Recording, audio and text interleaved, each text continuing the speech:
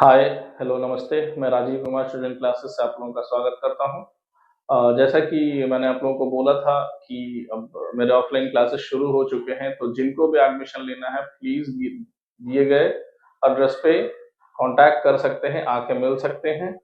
और अब चूँकि कुछ कॉन्सेप्ट ऑनलाइन भी आना चाहिए, तो इस बार के सबसे शाउट आउट क्वेश्चन के बारे में मैं डिस्कस करना चाहूँगा। क्लास 10 का क्वेश्चन है। ठीक है, मैं प्राइमरली 2 क्वेश्चन्स लूँगा, ठीक है? तो पहला क्वेश्चन तो थोड़ा आसान है, वहाँ पे भी एक अप्रोच है कि आप उस तक पहुँच पा रहे हैं या नहीं पहुँच पा रहे हैं, ठीक है? उसके बाद का जो क्वेश्चन था, जो कैरम बोर्ड का क्वेश्चन था, उसको डिस्कस करेंगे। तो चलिए देखते हैं पहला क्वेश्चन जो है हमारा वो क्या है?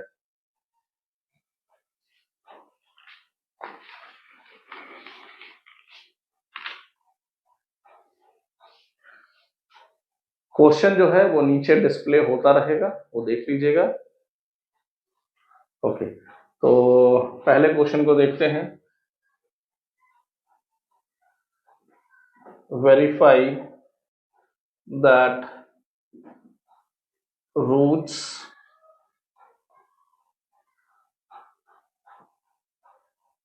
of the quadratic equation. I'm writing the quadratic equation over here. This is p minus of q x square plus q minus of rx plus r minus of p is equals to 0, and here the roots are equal. Then we need to prove that q plus r is equals to 2p, right? ये दिया हुआ question में verify the roots of a quadratic equation. This is the quadratic equation given, right? Are equal when q plus r is equals to 2p. This is the question, right? तो देखते हैं कि इस question को कैसे solve किया जा सकता है, राइट? तो ये क्वेश्चन इतना लंबा है।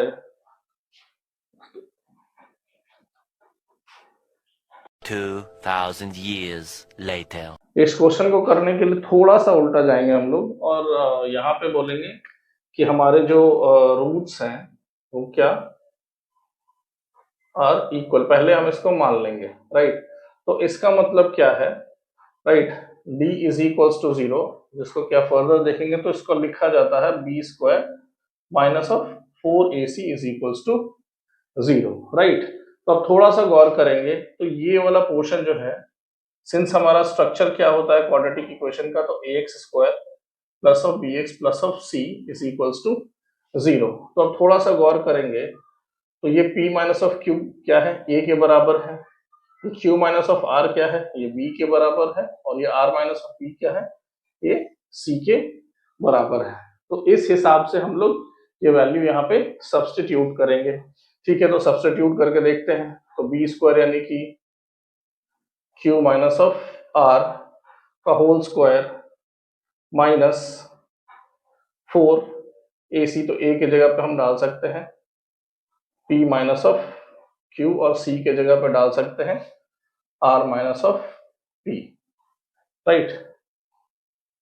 अब सिंस हमने मान लिया है कि हमारे रूट्स क्या है, वो इक्वल है। अगर रूट्स इक्वल होंगे यानी कि हमारा वो जो वाइस वर्सा का कंडीशन था that q plus r is equals to 2p, ये वेरीफाई हो जाएगा, राइट? तो अब इसको थोड़ा सा एक्सपैंड करना है, तो ये हो जाएगा Q square minus of 2qr plus of r square. यहाँ पे माइनस ऑफ 4 को थोड़ा होल्ड करेंगे, अंदर की तरफ मल्टीप्लाई करेंगे, ये हो जाएगा P R minus of Q R.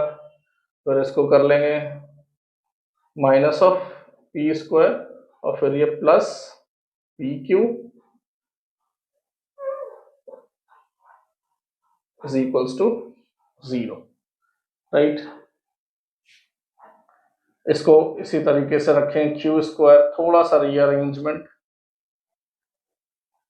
Q R, ये जाएगा minus of 4 PR plus of 4 QR plus of 4P² और ये माइनस ऑफ 4।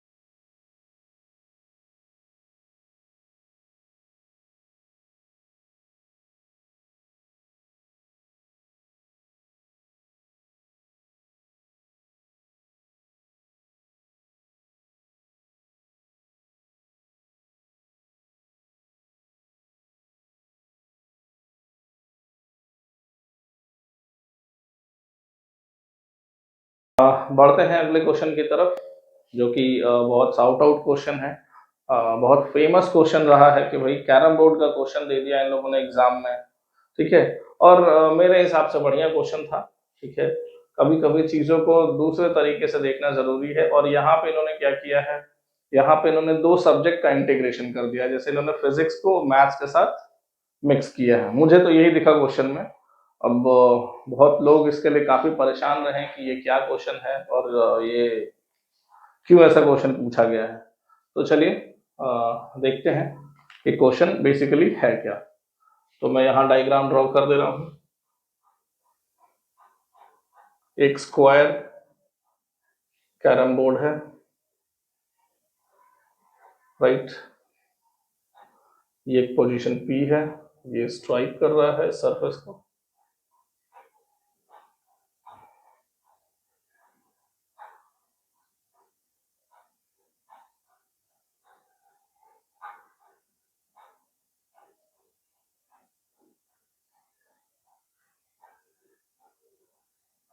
ये पॉइंट Q है, ये पॉइंट R है, ये पॉइंट B है, ये पॉइंट C है, ये पॉइंट D है,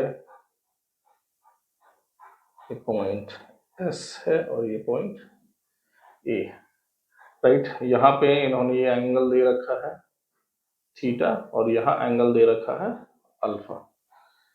इसके अलावा जो लेंथ है वो है 65 सेंटीमीटर और यहाँ इन्होंने PQ का लेंथ दे रखा है 35 सेंटीमीटर। ये BR की वैल्यू कितनी है, ये X है, राइट। तो और ये PS की लेंथ इन्होंने दे रखी है 9 सेंटीमीटर। मैं ये डेटाज यहाँ लिखूंगा नहीं बिकॉज ये ऑलरेडी क्वेश्चन में मेंशन्ड है, राइट। तो बढ़ते हैं पहले क्वेश्चन की तरफ। तो पहला क्वेश्चन ये लोग पूछ रहे हैं, सिंस इन्होंने इसमें इंफॉर्मेशन दे दिया है दैट एंगल, क्वेश्चन नंबर 1, उसमें इन्होंने दिया है angle PRT is equals to angle CRT, right. इन्होंने ये क्वेश्चन, ये डेटा दे रखा है। सिंस अगर आप इसको थोड़ा सा इस TR को, या फिर मैं कहूंगा कि अगर आप लॉज ऑफ रिफ्लेक्शन की तरफ बढ़ते हैं तो वहां पे याद है लॉज ऑफ रिफ्लेक्शन में क्या होता है, एंगल ऑफ इंसिडेंस और एंगल ऑफ रिफ्लेक्शन क्या होता है, बराबर होता है। कब होता है, जब आप वो नॉर्मल के रेस्पेक्ट में लेते हैं। तो उस कंडीशन में क्या होता है, अगर ये x डिग्री है तो ये भी आपका x डिग्री होगा, राइट। तो वही सिमिलर कॉन्सेप्ट यहाँ पे यूज करना है।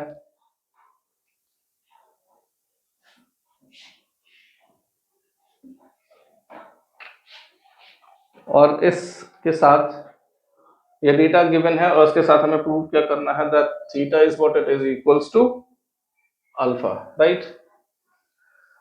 नाउ अगर थोड़ा सा गौर करें तो अब प्रूफ जो है ये वो देखते हैं। यहाँ पे थोड़ा सा गौर करें तो हमारे पास एक एंगल है that is angle T R Q, it is equals to angle T R B which is equals to 90 degree, right. तो आप देख सकते हैं ये पूरा का पूरा क्या है और इसके पीछे का लॉजिक क्या है that T R is normal, right. So this particular angle, और थोड़ा सा बात करें तो ये दोनों एंगल क्या होंगे, दोनों ही 90 डिग्री होंगे, यानी कि ये पूरा का पूरा 90 डिग्री है और ये पूरा का पूरा क्या है 90 डिग्री है, राइट। तो यहाँ पे देखिए ये पूरा का पूरा 90 डिग्री है, ये पूरा का पूरा 90 डिग्री है। अब ये बताइए कि सिंस हमें पता है कि एंगल ऑफ रिफ्लेक्शन जो है वो एंगल ऑफ इंसिडेंस के बराबर होगा, यानी कि अगर हम इसको अगर लेट्स से कुछ भी मान लेते हैं, लेट्स से कैपिटल बी मान लेते हैं, तो ये भी हमारा क्या हो जाएगा कैपिटल बी डिग्रीज एंगल होगा, राइट। तो इस कंडीशन में क्या होगा, यहाँ पे हम लिख सकते हैं दैट एंगल, ये angle T R Q is equals to angle T R B है, और आप एंगल टी आर क्यू यानी कि टी आर क्यू को क्या लिख सकते हैं, आप लिख सकते हैं एंगल बी प्लस अल्फा, और ये किसके बराबर होगा, एंगल टी आर बी के बराबर होगा। और आपका एंगल टी आर बी क्या है, ये भी है angle B plus angle theta, right. तो यहां से बी और बी क्या हो जाएगा, कैंसिल हो जाएगा, और इससे क्या हो जाएगा alpha is equals to theta. बहुत ही सिंपल क्वेश्चन था, पता नहीं लोग इतना पैनिक क्यों कर गए इस क्वेश्चन को लेके, राइट।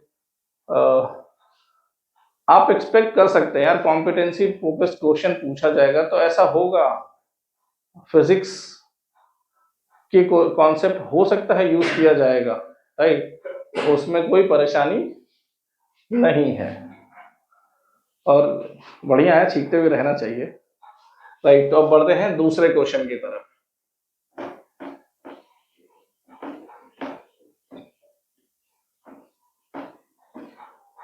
कभी भी इस तरह का पेपर हो तो प्लीज पैनिक मत करिए, चीजों को थोड़ा होल्ड करने की कोशिश कीजिए, क्वेश्चन जरूर बनेगा।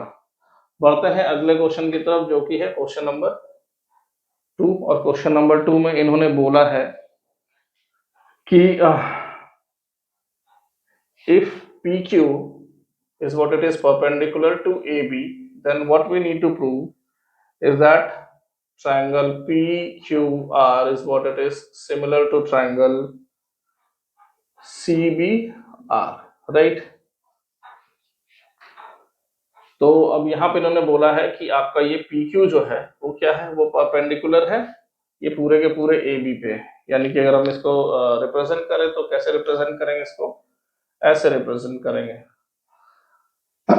अच्छा ये स्क्वायर है तो ये तो नोन है कि ये सारे के सारे एंगल्स क्या होंगे, ये सारे के सारे एंगल्स क्या होंगे 90 डिग्रीज होंगे, राइट। अगेन कोई परेशानी नहीं है, यहाँ पे काफी आसान क्वेश्चन है।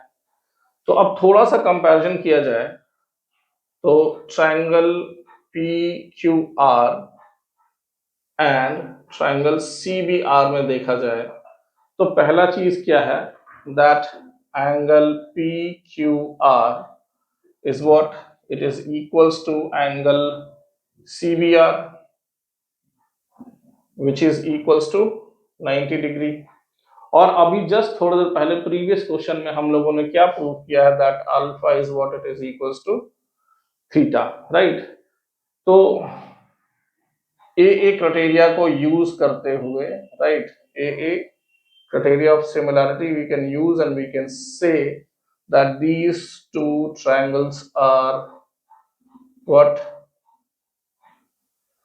similar to each other। बहुत ही सिंपल था कॉन्सेप्ट, अगर पहला आप लोगों ने डिकोड कर लिया उसके बाद इस क्वेश्चन में कोई जान नहीं था, तो प्लीज कभी भी इस तरह के क्वेश्चन आए तो पैनिक मत करिए, क्वेश्चन पे थोड़ा ध्यान दीजिए, चीजों को एनालाइज कीजिए और क्वेश्चन का आंसर आपको मिलेगा ही मिलेगा। और दूसरा चीज है कि सीबीएसई कभी भी क्वेश्चन क्रिएट करेगी तो जो आपने पढ़ा है उसी के विदिन में क्रिएट करेगी, उसके बियॉन्ड नहीं जाएगी। अगर वो इसके बियॉन्ड जा रहे हैं तो फिर आप लोग के लिए बढ़िया है, आप लोगों को फ्री का मार्क्स मिलेगा और क्या। चलिए अब बढ़ते हैं तीसरे क्वेश्चन की तरफ। राइट, इस तीसरे क्वेश्चन में उन्होंने बोला है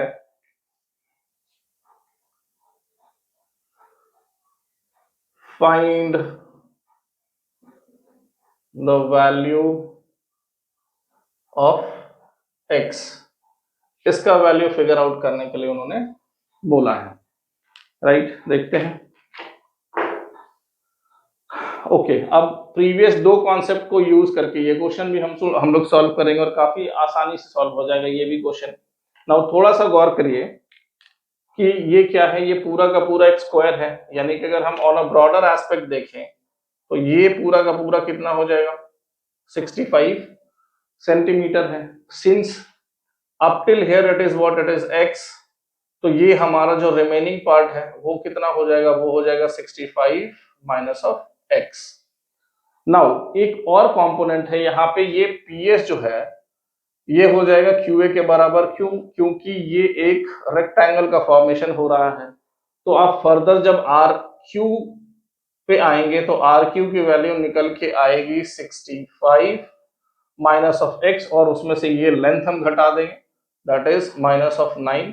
तो ये अल्टीमेटली क्या आ जाएगा, ये आ जाएगा आपका 56 माइनस ऑफ एक्स।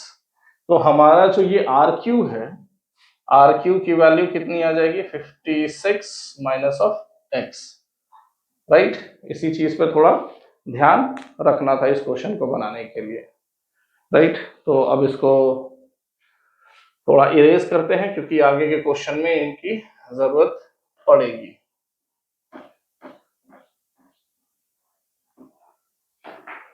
तो ये हमारा आर क्यू जो है ये बेसिकली क्या है, ये है 56 माइनस ऑफ एक्स। ओके, अभी जस्ट प्रीवियस क्वेश्चन में हम लोगों ने प्रूव किया था that triangle P Q R is what it is similar to triangle CBR, right?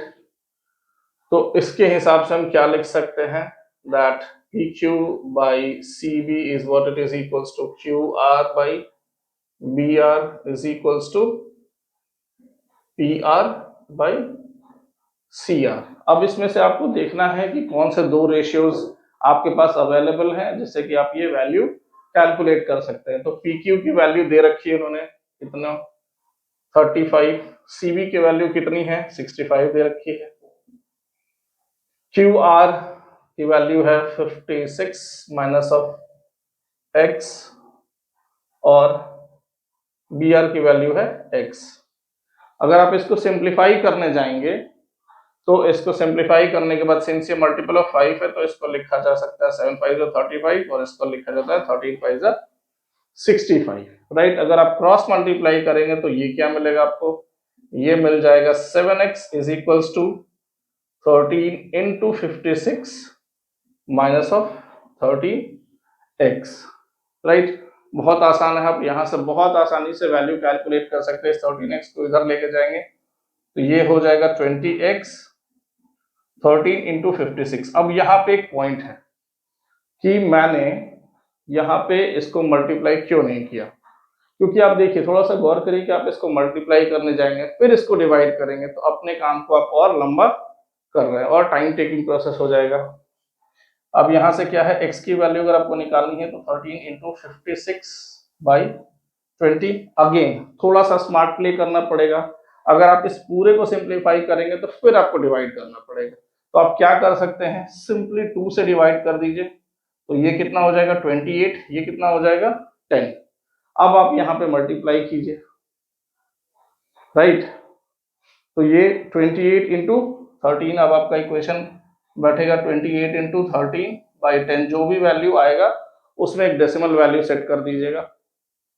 Right. तो कितना डिफिकल्ट हो गया। अब यहां से मान लीजिए अगर मल्टीप्लिकेशन थोड़ा सा आपको आता है तो या तो आप 13 का टेबल देख लीजिए, या फिर आप अगर मल्टीप्लाई कर सकते स्मार्टली तो वो कर लीजिए। तो मेरे लिए तो दोनों ही बराबर है, तो ये 2 1 जा 2 हो जाएगा, ये 3 2 जा 6, 6 प्लस ऑफ 8 इज 14 एंड 8 3 जा 24। तो ये हो जाएगा 364, आपका वैल्यू हो जाएगा 36.4 सेंटीमीटर इस क्वेश्चन का आंसर है। राइट। तो चीजों को थोड़ा सा एनालाइज कीजिए, थोड़ा सा समझिए, और क्वेश्चन बहुत ही आसानी से बनेगा। पता नहीं लोग क्यों इस क्वेश्चन को लेके इतने परेशान थे। मेरे हिसाब से सिंस आप लोगों ने लॉज ऑफ रिफ्लेक्शन पढ़ा हुआ है, उस कॉन्सेप्ट को इन्होंने थोड़ा सा इनकलकेट किया, क्योंकि वहां पे भी ट्रायंगल का कॉन्सेप्ट आता है, और उसके तरह से इन्होंने एक बहुत ही अच्छा क्वेश्चन ड्राफ्ट कर दिया है।